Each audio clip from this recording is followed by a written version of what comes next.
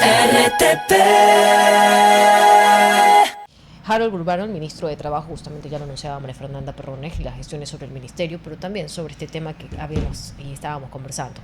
La habilitación de la señora Villasís tras su renuncia en el Consejo de la Judicatura. Bienvenido, ministro. Gracias por Oh, acompañarnos. hola, muy buenos días. Qué gusto estar con ustedes. Bueno, creo que han hecho una novela donde no existe por qué se cumplió la sentencia, porque claramente en el momento en el que se emitió, yo di mi pronunciamiento público y dije que en el momento en el que se emita una resolución del recurso de aclaración, este ministerio, así como lo ha hecho otras instituciones del Estado, cumplirá con lo que establece la ley y una sentencia judicial.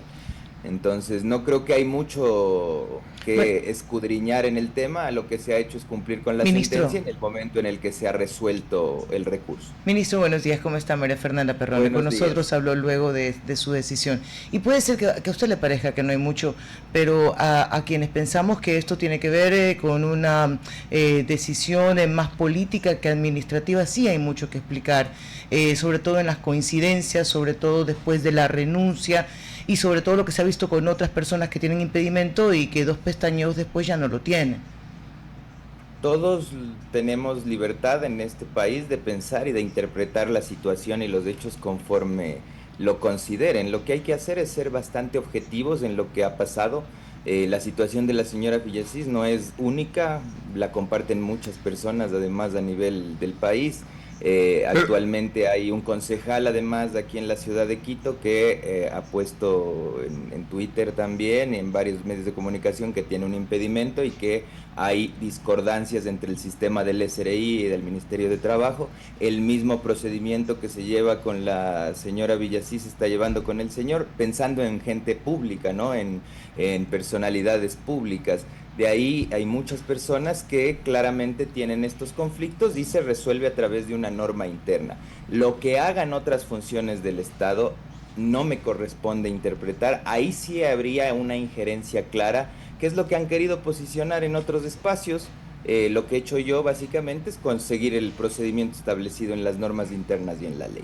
una, usted habla de objetividad y me cuesta comprender cómo usted objetiviza el tema, básicamente con una serie de frases, pero que no da con claridad dónde va. La señora probó horas después que ella no le debía al SRI un centavo. A pesar de que fue horas después.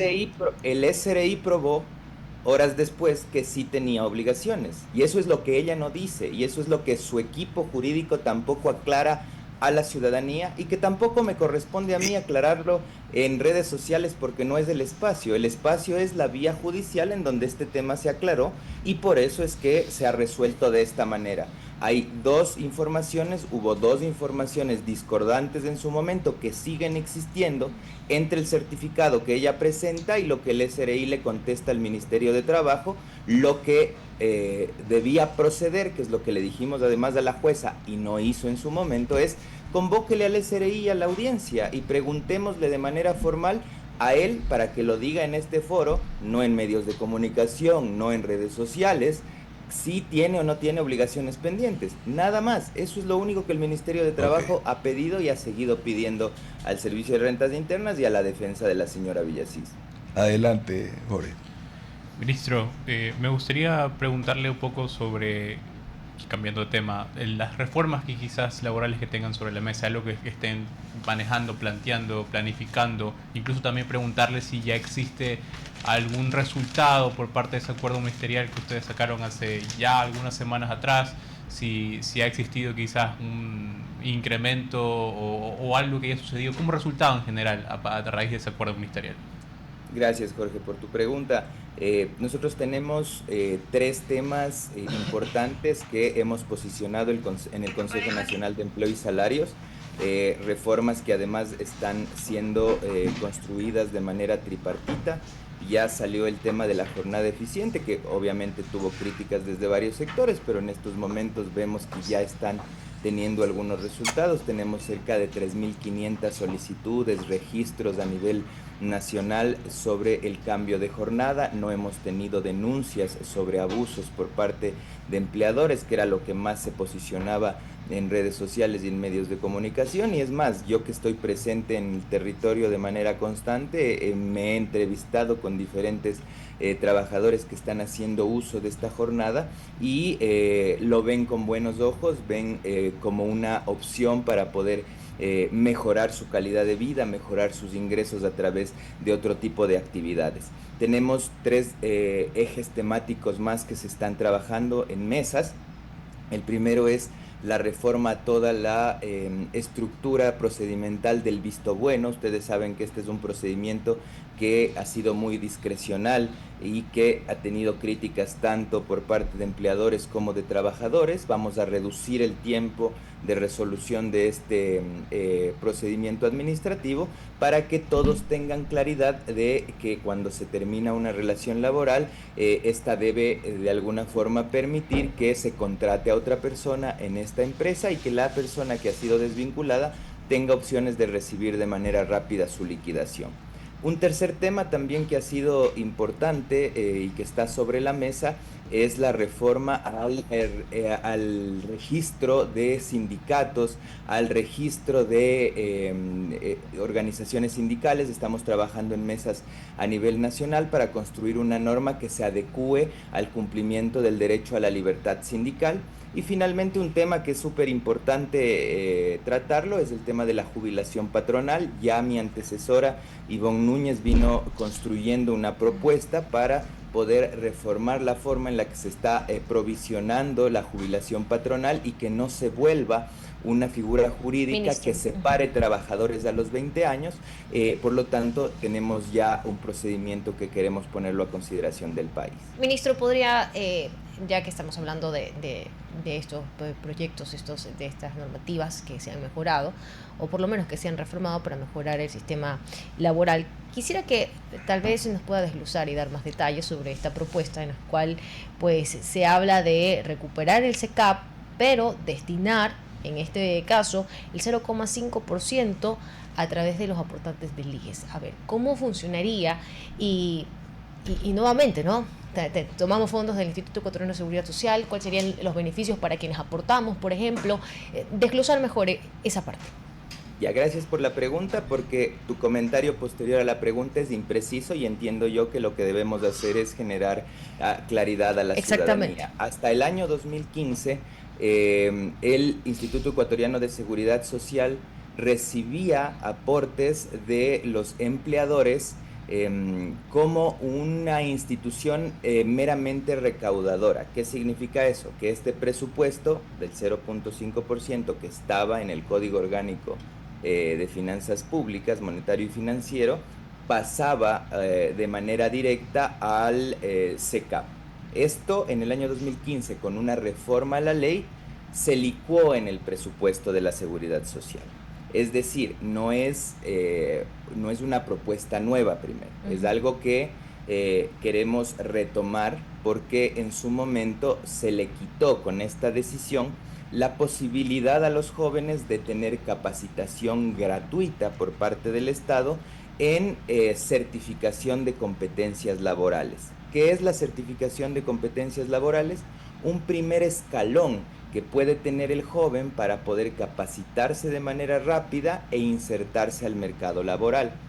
Esto hizo que los jóvenes tengan una brecha de 3 años en donde sin recursos y sin acceso a educación superior no les quedaba otra que ir o vincularse a bandas de delincuencia organizada, por ejemplo. Lo que queremos hacer ahora entonces, con ayuda, con aquiescencia además, con aceptación de la parte empresaria y de los trabajadores, recuperar la forma en la cual se estaba trasladando este recurso hacia el SECAP.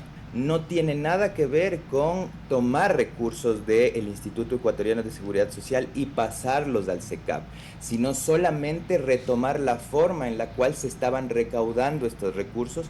Los empresarios están de acuerdo, esto no disminuiría de ningún tipo el ingreso del trabajador y por el contrario los empleadores están dispuestos a aportar ese 0,5%. Por lo tanto, darle la tranquilidad a la ciudadanía de que esto que se está trabajando y que además no se presentó ahora, sino lo presentamos en diciembre del año anterior y que está construyéndose además en la Asamblea, no tiene el objetivo de quitarle un solo dólar al sistema de seguridad social, sino por el contrario, darle la opción a que pueda canalizar estos recursos hacia la capacitación técnica que tanto necesita la ciudadanía. Ministro, y aprovechando uno de los temas que topó, buenos días, precisamente respecto a la jubilación patronal.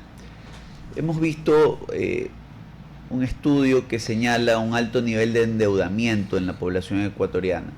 ¿Qué políticas públicas se están impulsando desde el Ministerio de Trabajo para generar cultura financiera y de ahorro previsional en nuestros trabajadores? Sobre todo, por ejemplo, de cara a la reforma en la estructuración sindical que usted nos narraba. ¿Hacia dónde apunta el Ministerio en cuanto a la capacidad del trabajador ecuatoriano de prepararse para el futuro? O sea, este positivo puede ser más engorroso, ¿no? Sí, tenemos dos grandes iniciativas.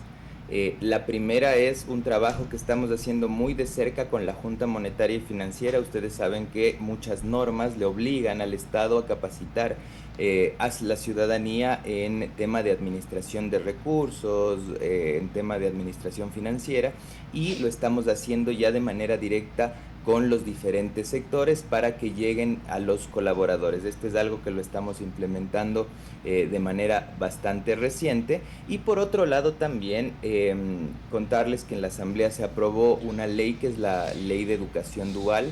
Indispensable también construir un reglamento, reglamentaciones claras para poder implementar estos mecanismos, estas herramientas, en donde lo que se va a lograr es, a través de los diferentes sectores productivos, capacitar de manera constante a sus trabajadores. Es indispensable para nosotros que la educación financiera también sea eje central de estos procesos de fortalecimiento de capacidades que se va a tener, tanto para trabajadores formales como para la planta de aquellas personas que se pueden vincular al trabajo formal.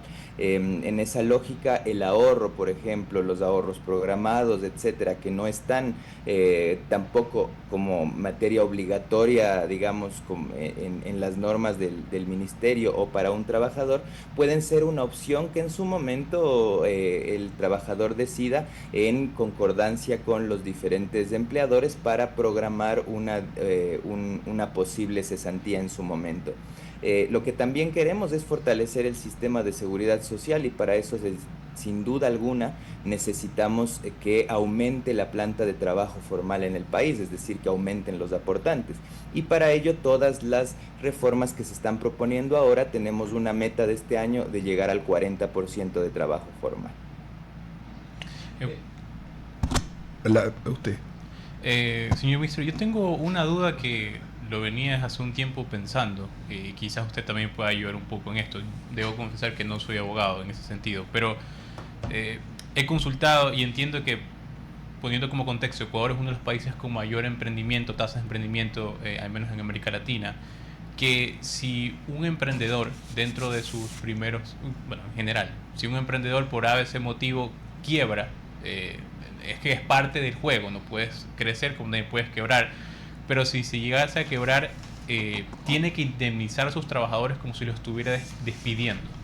No hay una figura quizás legal que permita una especie de bueno, lo indemnizo, pero porque estoy quebrando, no porque estoy realmente despidiéndolos como tal. En algún punto se ha pensado quizás en buscar una figura alternativa, justamente, y vuelvo y repito, enfocándolo a esos emprendedores que están empezando con sus negocios y demás, que obviamente saltan, ¿no? Y tienen que ver si pueden cumplirlo o conseguirlo, crecer, o finalmente no se da resultado.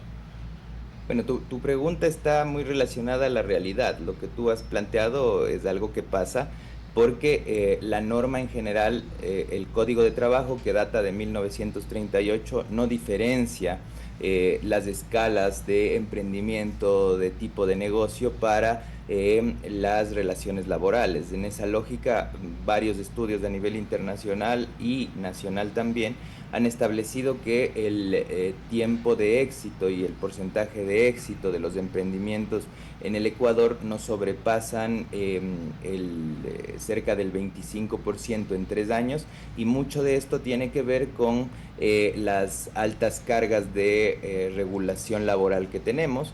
En ese sentido estamos trabajando junto a las cámaras de la pequeña empresa, también estamos trabajando junto a diferentes organizaciones de trabajadores para generar una propuesta que pueda escalar las obligaciones laborales en diferentes dimensiones del negocio.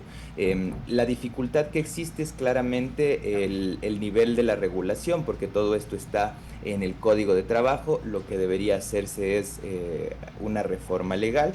Vamos a considerar varios instrumentos inferiores a la ley que puedan ser emitidos por el Ministerio de Trabajo con incentivos para mejorar esta condición. ¿Por qué? Porque en estos momentos también la tasa de emprendimiento en el país está aumentando de manera muy rápida por el recurso que se está implementando a través de créditos subsidiados por parte de la banca pública, crédito Violeta, por ejemplo, los créditos para la construcción que se están dando también, y en ese sentido tenemos que acompañar esas iniciativas con incentivos desde el punto de vista laboral para que no afecten también estos emprendimientos nuevos, estas nuevas empresas, y tampoco a los trabajadores. Ministro, una última pregunta. César Febres Cordero la atiende. Adelante. Ministro, si bien se establecía previamente, hablando del SECAP, que el 0,5% debía ser pasado por el IES al SECAP, y que en el fondo, por eso dice el gobierno, no hay ningún cambio fundamental, ese dinero representaba de cierta forma un flujo, ¿no? El IES trabaja de día a día, ¿no? Tratando de balancear el dinero. Entonces, puede haber una afectación. ¿Han contemplado ustedes como gobierno nacional cómo tratar de resolver eso para el Seguro Social? Sí, claramente estamos trabajando en conjunto, tanto la Asamblea como el mismo IES y el Ministerio de Trabajo, para que no exista una afectación directa. Dentro del proceso de discusión de la ley también tienen que presentarse los estudios actuariales y todas las mediciones que se han establecido, y estamos conversando también con el sector empleador para ver de qué forma se podría evitar que exista una afectación al haberse licuado este presupuesto dentro de del presupuesto del Instituto Ecuatoriano de Seguridad Social. Hay sectores, por ejemplo, que aportan mucho más de lo que deben aportar, como el mismo sector bancario, por regulaciones establecidas en la ley, y esos son las particularidades que vamos a tomar en la discusión del proyecto de ley que está en la Asamblea y que está todavía en el inicio del proceso de creación de la ley. Ministro Burbano, muy agradecido. Tengo una gran mañana. No, gracias a ustedes. Un abrazo. Hasta luego. Otro para usted. RTP